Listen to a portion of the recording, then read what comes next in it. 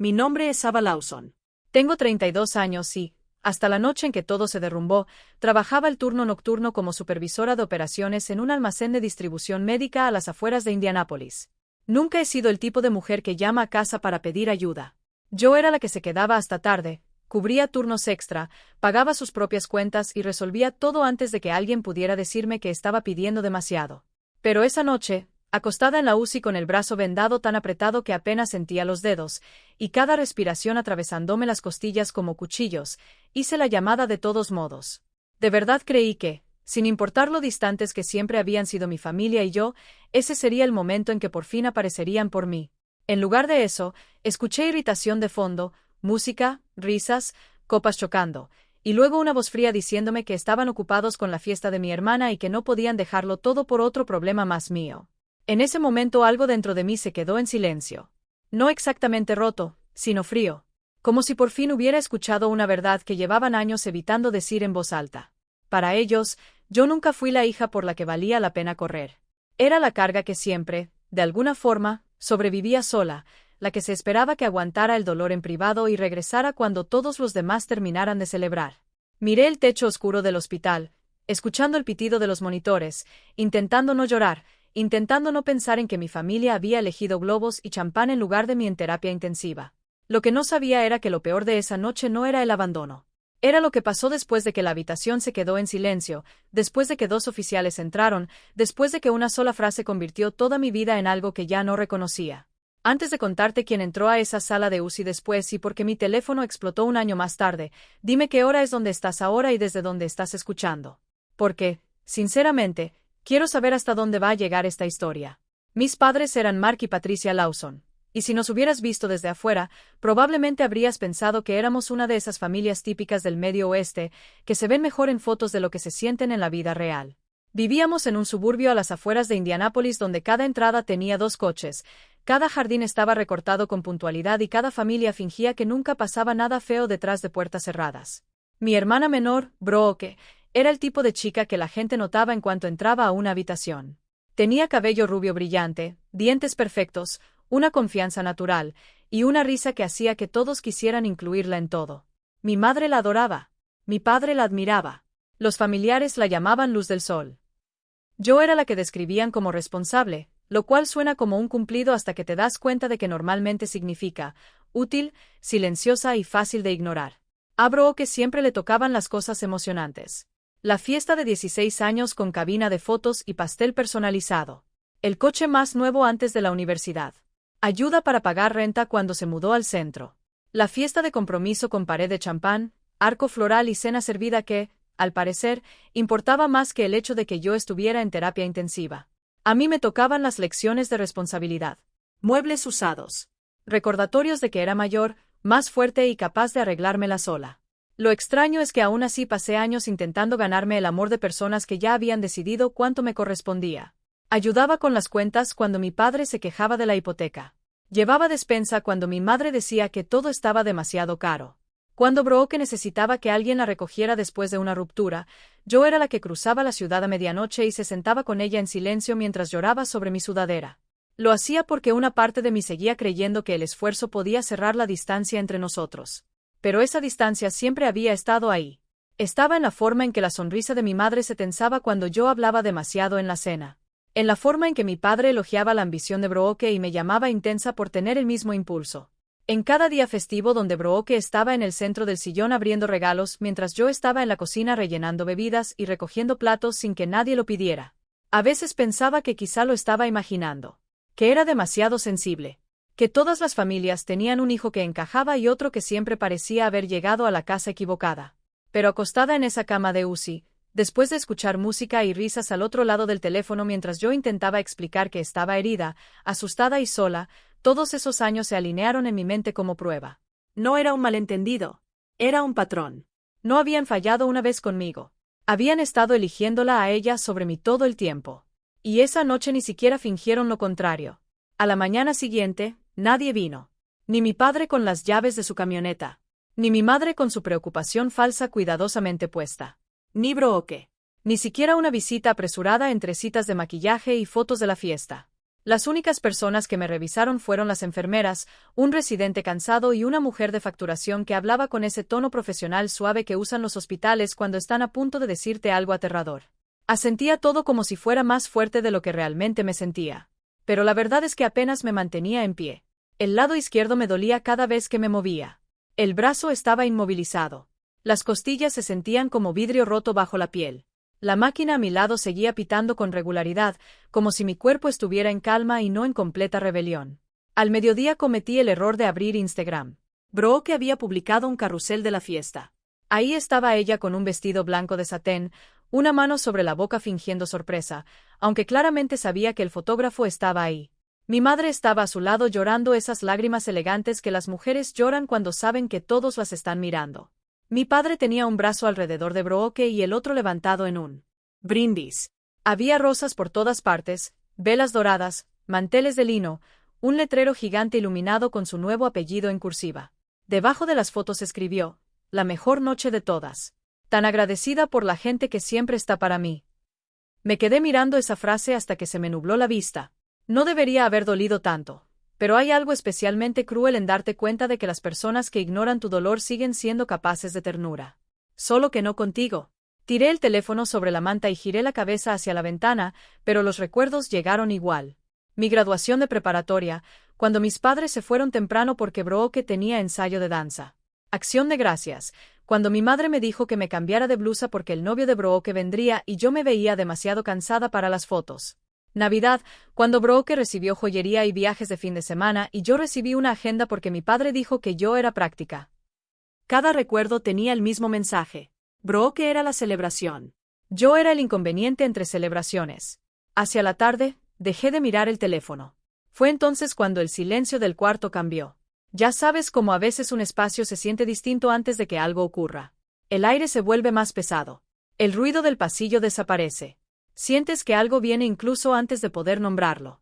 Levanté la vista cuando se abrió la puerta y vi a dos personas que nunca había visto antes.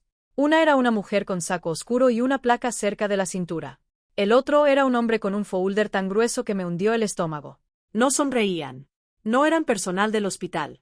Y lo primero que dijo la mujer fue: «Ava Lawson, necesitamos hacerle unas preguntas sobre su identidad». Al principio pensé que era un error de seguros o algún problema de papeleo por el accidente. De hecho, casi me río. La identidad era lo último en lo que estaba pensando. Les dije que sí, que era yo, y pregunté si algo estaba mal. El hombre abrió el folder. La mujer me miró de una forma que todavía recuerdo, porque no era exactamente compasión, pero estaba cerca. Dijo: «Creemos que su identidad legal podría no coincidir con sus registros biológicos». Luego colocó una fotografía vieja sobre mi mesa. Y el mundo se inclinó tan fuerte que sinceramente pensé que iba a desmayarme otra vez. La niña en la foto no tendría más de 2 años. Rizos oscuros, ojos serios, un suéter blanco pequeño con una manga caída del hombro. Había algo tan familiar en su cara que me apretó el pecho antes de que mi mente pudiera entenderlo.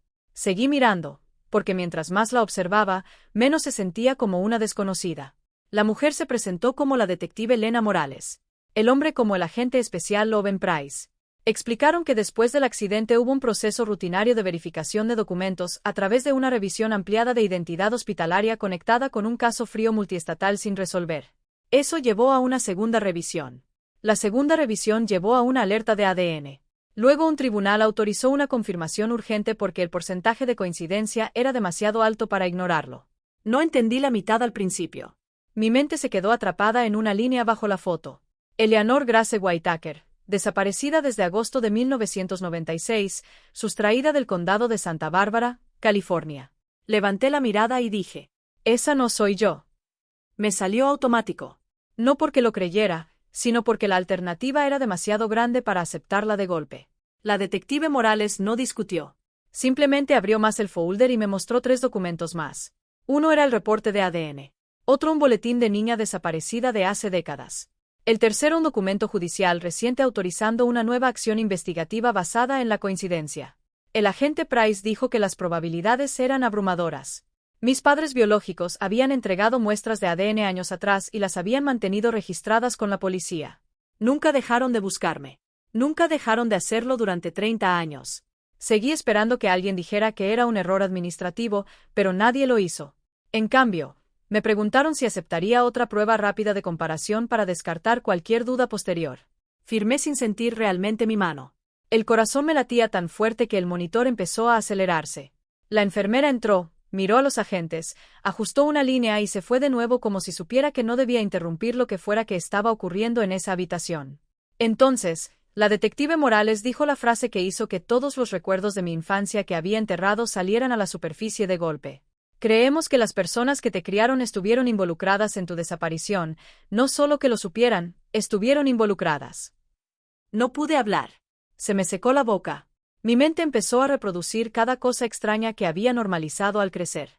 Las fotos de cuando era bebé que simplemente no existían antes de cierta edad.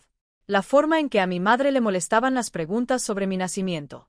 La vez que mi padre me gritó por pedir una copia de mi acta de nacimiento para un trámite de la universidad y me dijo que dejara de escarbar en papeles que no me correspondían. La forma en que nunca me parecí lo suficiente a nadie de la familia como para que los extraños no hicieran comentarios incómodos al respecto. La detective Morales explicó que Mark Lawson había trabajado como empleado de mantenimiento contratado en una propiedad privada en la costa de California. Patricia también había trabajado ahí medio tiempo en apoyo doméstico durante el mismo periodo. La propiedad pertenecía a la familia Whitaker, la familia cuya hija desapareció. Mi mente no podía procesarlo. Empecé a llorar sin darme cuenta. No eran sollozos dramáticos, solo lágrimas que me corrían por el rostro mientras miraba el techo porque era más seguro que mirar a cualquiera. Durante 32 años, había creído que yo era el problema en una familia que no sabía quererme. Ahora dos desconocidos me estaban diciendo que la verdad más profunda quizá era que yo nunca les había pertenecido en primer lugar. Antes de irse, el agente Price dijo que alguien del equipo legal de los Whitaker iba a volar hasta ahí. La detective Morales me preguntó si había alguien en quien confiara para llamar. Casi me reí, porque después de lo que acababa de descubrir, ya no estaba segura de que la palabra confianza significara L. Lo mismo para mí que para los demás. La confirmación llegó a la mañana siguiente. 99.999% de probabilidad. Sin margen real de duda. Para entonces no había dormido nada. Cada vez que cerraba los ojos, veía a mi madre acomodando flores para la fiesta de Brooke mientras, en algún lugar del mismo estado, yo estaba en terapia intensiva con un nombre falso y una historia real que nunca me habían contado. Alrededor del mediodía llegó primero un hombre con traje azul marino elegante.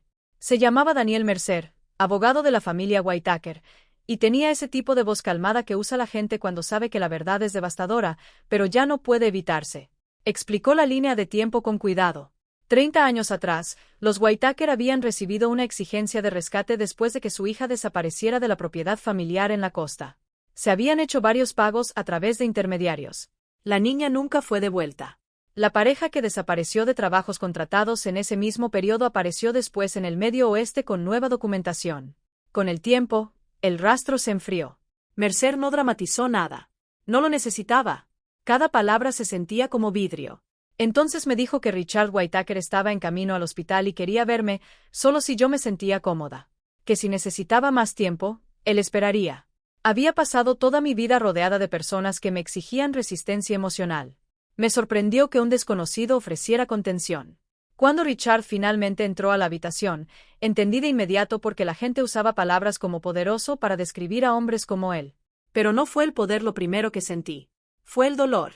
Era alto, con canas en las sienes, un abrigo oscuro que parecía hecho a medida. Se detuvo al pie de mi cama y me miró como si intentara memorizarme antes de que su valentía se rompiera. Sus ojos se llenaron de lágrimas antes de hablar. Dijo mi nombre como se reza algo que uno no se atreve a esperar que haya sido escuchado. No Ava Eleanor. Solo Ava. No lo corregí. No pude. Algo en ese sonido me cerró la garganta. Se acercó despacio, como si se aproximara a algo asustado, y me dijo que no venía a abrumarme. Que solo necesitaba que supiera dos cosas. Primero, que nada de esto era mi culpa. Segundo, que había sido amada todos los días de mi vida, incluso cuando yo no tenía forma de saberlo. Eso casi me destruyó. Porque hay un dolor muy específico en darte cuenta de que el amor que suplicaste en una casa siempre había existido, en otra. Y que un crimen entero había estado entre tú y él. Richard me dijo que mi madre biológica, Elena, seguía en California porque los médicos le habían recomendado no viajar de inmediato. Me habló de una hermana mayor, Clare, que había crecido bajo la sombra de mi desaparición y nunca había dejado pasar un cumpleaños sin mencionarme. Me dijo que siempre había habido una habitación para mí. No guardada como trastero. No reutilizada. Conservada. Lloré más por eso que por los resultados de ADN, porque una habitación guardada para ti significa que alguien esperaba tu regreso, incluso cuando el tiempo intentaba volverlo absurdo. No me pidió que lo llamara papá.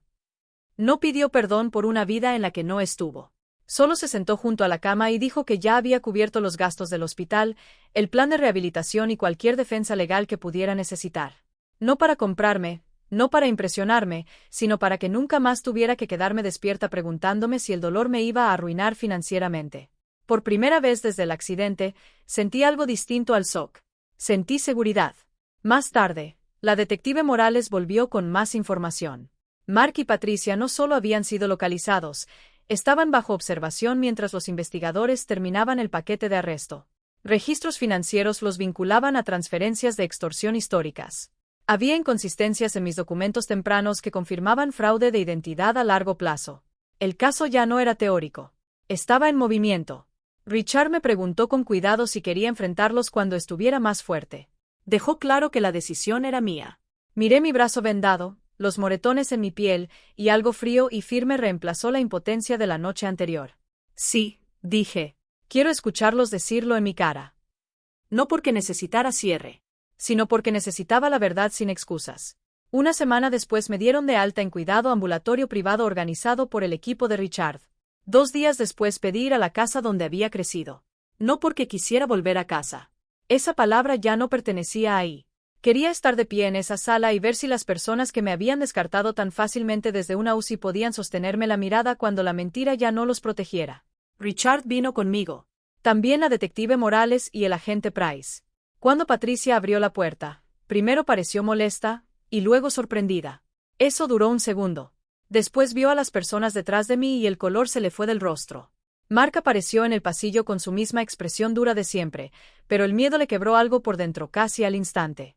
Brooke estaba en la cocina, rodeada aún de restos de la fiesta de compromiso. El simbolismo habría sido irónico si no fuera tan enfermizo. Nadie habló al principio. Entré despacio. El sofá donde Brooke abrió regalos de Navidad. La mesa donde pasé años recogiendo platos mientras los demás reían.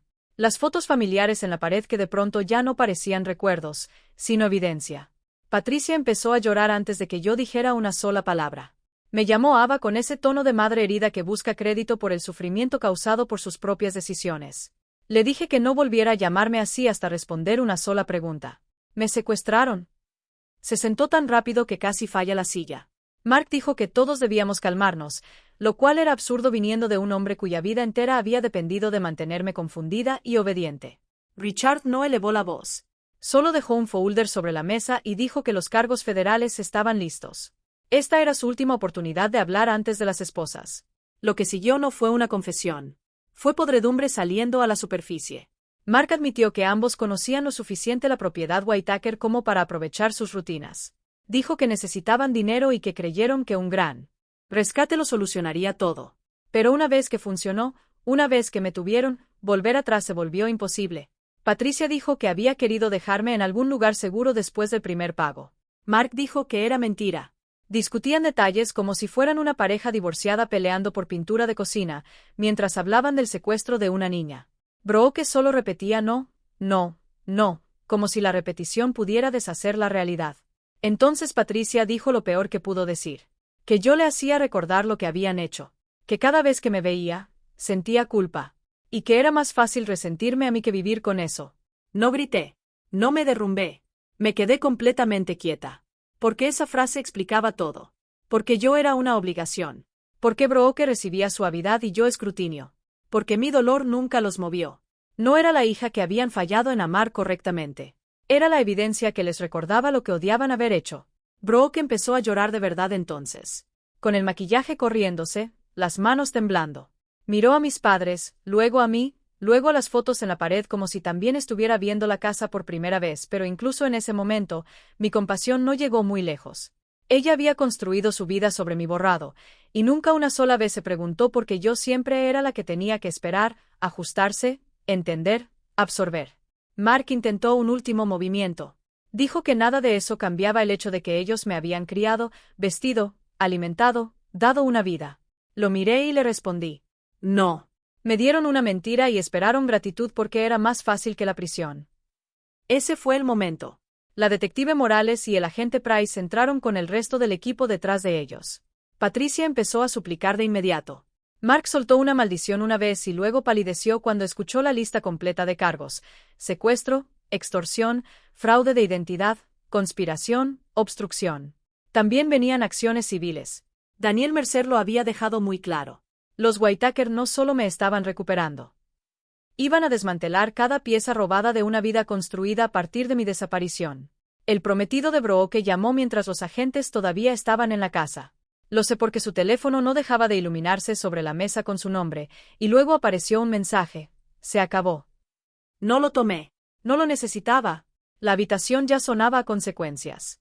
Patricia lloraba diciendo que podía explicarle todo a la comunidad, como si existiera una versión de relaciones públicas del secuestro infantil que pudiera salvarla del juicio de sus amigos del club social. A Mark lo sacaron esposado, pasando frente a los vecinos que ya empezaban a reunirse en la banqueta. Las cámaras vendrían después. Los titulares también. Los congelamientos de cuentas. Las revisiones de hipoteca. Los procesos legales. La humillación que Brooke tendría que enfrentar cuando cada invitado de su boda supiera exactamente de qué familia venía. Esa tarde, toda la estructura de sus vidas se derrumbó frente a mí. Y lo más impactante no fue lo dramático que se veía. Lo más impactante fue lo poco que sentí triunfo. No porque no lo merecieran. Sí lo merecían. Sino porque la venganza, la verdadera venganza, es más silenciosa de lo que la gente cree. No siempre es rabia. A veces es simplemente estar ahí, intacta, mientras quienes te enseñaron a sentirte pequeña finalmente entienden que ya no tienen ningún poder sobre ti. Los primeros meses en California se sintieron irreales, de una forma tanto hermosa como dolorosa. Richard me llevó a la casa donde alguna vez viví de bebé. Aunque fue Elena quien hizo que todo se sintiera más que un monumento al dolor. Ella me recibió en la puerta y me tocó la cara como si hubiera estado sosteniendo ese gesto durante 30 años.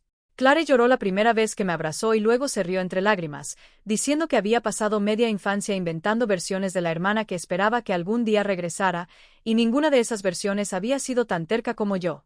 Había una habitación en el piso de arriba que se había mantenido todos esos años. El mobiliario había cambiado con el tiempo, pero la intención nunca. Me quedé mucho tiempo en la puerta antes de entrar. No lo arregló mágicamente todo.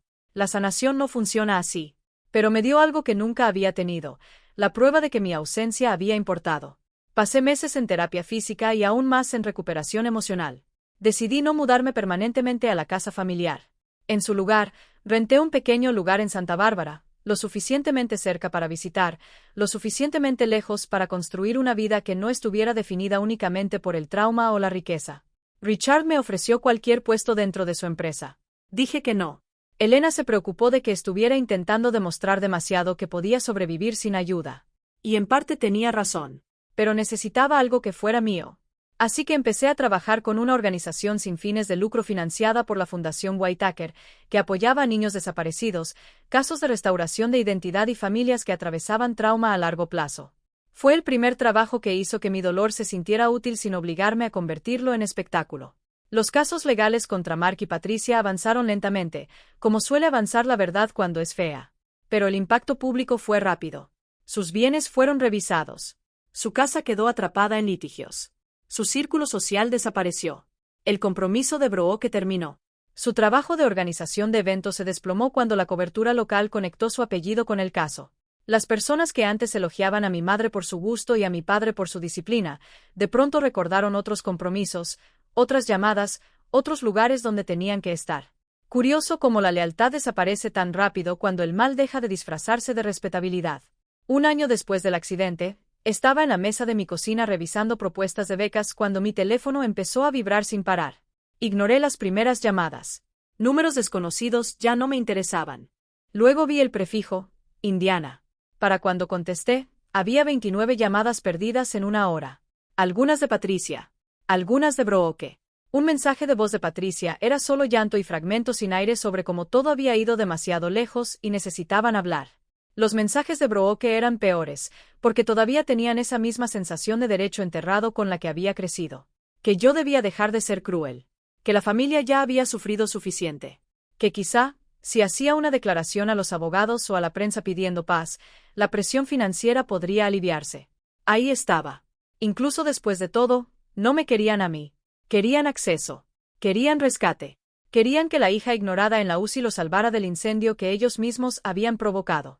Llamé una vez. Más que nada porque quería que mi silencio fuera una decisión, no un accidente. Brooke contestó primero.